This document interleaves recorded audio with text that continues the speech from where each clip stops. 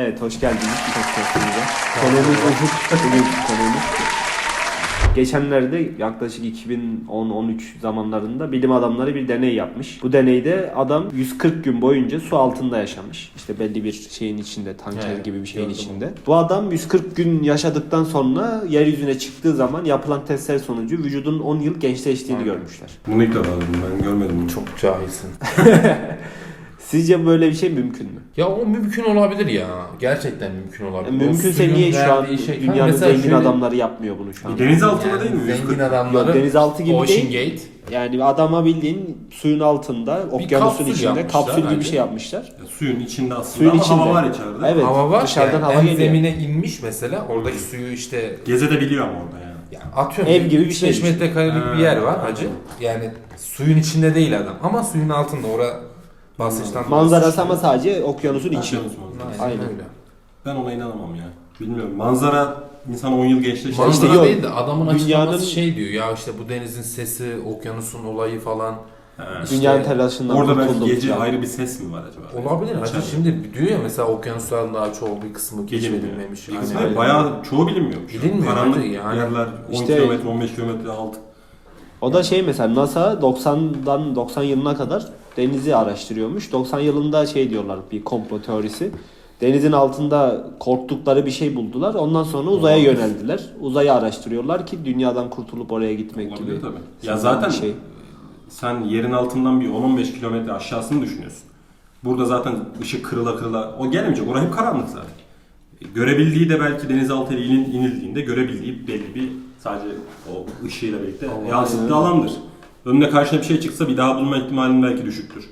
O neyse artık. Bir de kanka yani dünya 10-15 kilometre derinlikteki okyanuslarda belki o seviyede yaşayan canlılar var.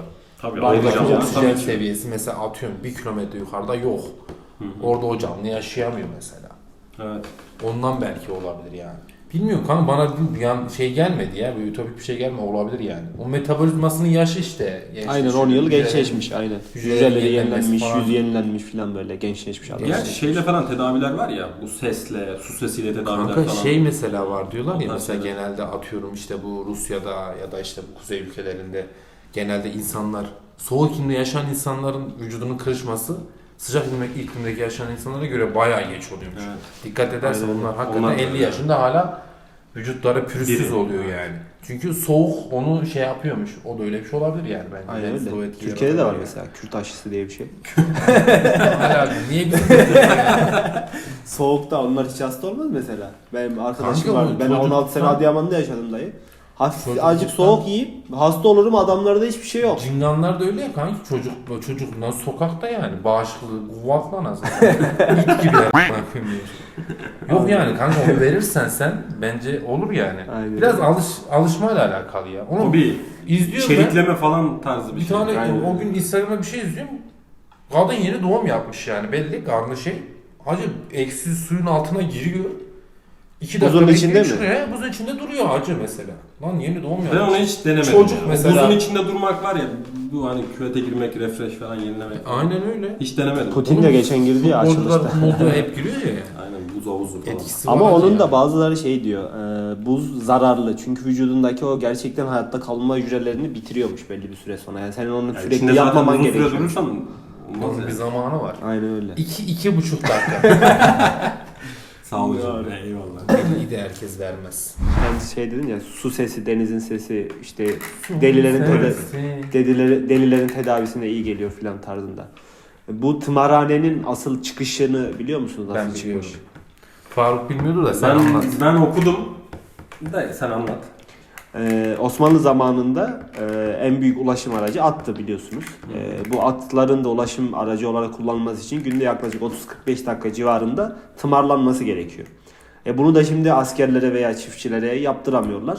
İşte o sırada herkesin bir katkı sunması için zihinsel engelli insanları işte tımarlamayı başlatıyorlar 30 dakika 45 dakika civarında.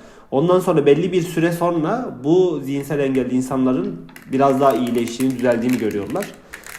Ondan sonra bunu bir tedavi yöntemi olarak tımarhane adı altında bir merkez açıyorlar. Bu şekilde tımarhane ta Osmanlı zamanından buraya geliyor. Bizdeki tımarhanenin mantığı biraz farklı ama ya. Aynen. Farklı ama buradan Bize delileri oraya koyalım, orada dursunlar. Aynen. Bizde aslında öyle değil. Yani orada Bilmiyorum, iyileştirmeye abi. çalışıyorlar da. Belki tabii çalışıyorlardır da. Yani yarar oluyor mu? At kalmamıştır artık herhalde. At bizim orada var, at pazarında gelirsin. At pazarında var. Ama siz başka bir şey için kullanıyorsunuz.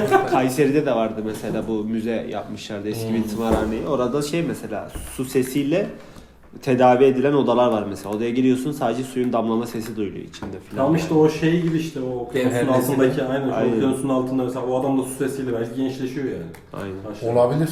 Olabilir hacı. Neden olmaz? Bu şekilde olabilir yani. Ben bunu ilk duyduğumda biraz Olabilir garipsemiştim abi. yani. Ben mesela Ufuk'la bir saat geçiriyorum. Çok mutlu, huzurluyum. Ama ben mesela yaşlanıyorum. Evet, doğrudur. Evet, next topiğimiz Ufuk'un böyle saçını okşuyorum. Çok huzurlu oluyorum. Şöyle şöyle. Bu saçım şaka mı?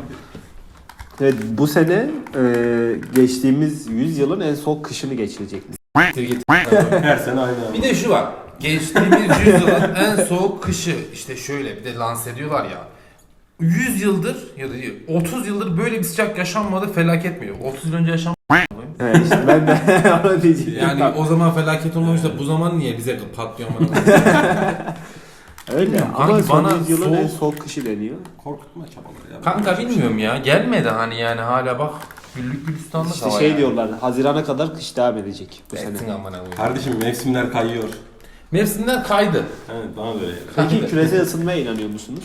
İnanıyorum hacı. İnanıyorum. Ama Ben inanmıyorum sen de açıkçası. öyle bir şeyler bahsediyorsun ki Karaca Tüm dünya Yok, ben hakikaten bunu- araştırma yapıyor kardeşim. Tam tüm dünya Mecbur inanmak yapsın. zorundayız Değil yani. işte bak. Şimdi Mecbur şöyle- inanmak zorundayız. Şimdi şöyle, sen şimdi elektrikli arabalara geçiyorsun ya. Evet. Niye geçiyorsun? Küresel ısınmayı engellemek için Evet. bir takım da olsa. Ama sen şu an yapılan araştırmaları açıp bakabilirsiniz. Ben bunu araştırdım biraz. Tüm dünyadaki mazotla çalışan arabaları iptal et. Hepsini elektrikli arabaya geç. Binde bir bile küresel ısınmayı etkilemiyor.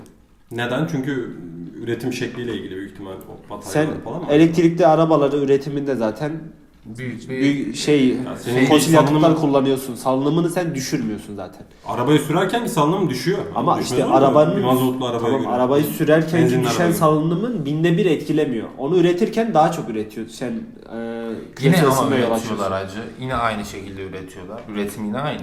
Sadece bu sefer İşte salınımını etkilemem bile bak. ya tüm kanka bana dünyadaki şu şeyi bana yapsam şu bile- çok mantıklı gelmiyor. Mesela bir yerde okudum, bilmiyorum doğru mu yanlış mı. İlk üretilen araba yazdan elektrikliymiş. Sonrasında benzinli olmuş, işte mazot falan. Çünkü o daha da dayanıklı.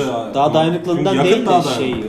oradaki Amerika'daki Ya biraz zengin işte- babaların önüne geçmiş. Yani Hani o benzinimizi olabilir. ne yapacağız, Yani petrolü aynen, nereye ne satacağız yapacağız kafasında, amına koyayım aynen. petrolü bu kadar.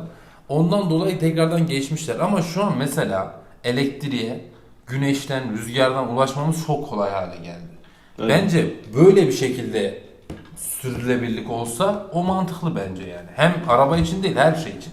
Ev için mesela, evde hala ne bileyim hacı yani elektriğimizi kendimiz üretebiliyoruz. Yani çok küçük bir solar panelle evin çok Kendi rahat üretimini kendi üretebiliyorsun. kendine elektriğini üretebiliyor. Arabanı da oraya şarj etsen aslında yani Kendi maliyetten içinde bir dolayı geri dönüşüm kendi içinde bir sağlıyorsun. geri dönüşüm sağlıyorsun Aynen ve öyle. burada illa ki Harcadığını doğaya bir üretiyorsun. faydası olacağını düşünüyorum. Yani tabii orası öyle. Sonuçta sürekli bir başkasının enerjisine ihtiyacın olmayacak. Kendi enerjini. Ama kendin ben harcıyorsun. bunun şahsen küresel olarak zengin babaların bir şeyi olarak düşünüyorum. Nasıl denir? Yani kendi kar amaçlarını güderek yaptıkları bir şey, yani aslında küresel ısınmayı çok etkileyen bir şey olmadığını. Yani niye bir de bir anda geçtik anasını satayım. Yani. Düne kadar elektrik yok muydu da çat 2023 yılı elektrikli Aslında araba bizim yok. ülkede çok hızlı yayıldı bir anda. Biraz da o onun Biraz etkisi. geç geldi bizim ülke aslında. Biraz erken gelseydi. Yok ya, Avrupa'da da öyle kanki, bakma yani. Hala sıfır arabalarda üretilen şeyler var. Bir de Geçseler bunun değil. ömürlülükleri konuşuluyor. Daha bilmiyorum. Ya hepsi şey diyor mesela, elektrikli araba diyor, senin kullandığın telefon gibi, hepsi diyor lityum pillerle üretiliyor diyor. Sen 2-3 yıl sonra diyor %100 kapasiteyle 500 kilometre gideceğin yolu 300 kilometre gideceksin. Orada pil değişimi de yapamıyorsun. Arabanın ömrü 2-3 yıl Yapıyorsun diyorlar. ya. Ya hayır, yapmadan gidersen 2-3 yıl içinde tekrar Ya, değiştirmen Yani lazım. masraf çıkartır diyor yani. Masraf çıkartacak sana yani. Masraf zaten normalde de araç çıkartıyor ki. Tamam da Ne 2-3 anladık, yıl niye geçti bu? 2-3 yılda bir sen niye bu kadar büyük bir masraf yapacaksın? Lityum pil almak o kadar kolay değil yani, arabanın komple pillerini değiştirmek, sıfır pil üretmek filan. Yani tüm dünya bu sefer Çin'e bağlı oluyor. Çünkü lityum pillerin Bence o üretiminin konu %90'ını Çin üretiyor yani. Çok yayıldı o konu. O işte telefon pili gibi düşün. Abi telefon pili gibi bence düşünülecek bir batarya değil o yani. Öyle bir batarya hayal etmiyorum ben. Bilmiyorum, İnşallah. biraz daha araştırma yapmak lazım ama ben birkaç yerde de okudum. Bir iki makale gördüm. Yani 10 sene sonra pil ömrünün %80'lere düştüğü falan söyleniyor ya. Çoğu araba için. Bir de oğlum o gün ben bir yerde okudum. Adamlar bir pil üretmiş. Çin'de aynen. Çin'de. 500 yıllık mı öyle bir şey 50 yani. yıllık mı ne? 500 yıllık falan bir şey. Bayağı uzun ömürlüydü. 50 yıl değil mi? 50 yıllık hiç bitmiyor acı. Muhteşem bir şey yani. Olabilir yani. Neden Onu da yine olmasın Çinliler ya? yapmış. Sen Japonsun sen. Abi ama şuna da inanmak istiyorduk yani. İleride mesela 2000 yılında işte araba bilmem kaç yılında bulundu. Abi kesinlikle her zaman gazetelerde falan da göründü böyle ansiklopedilerde belki. İşte 2020 yılında arabayla uzaya gidilecek.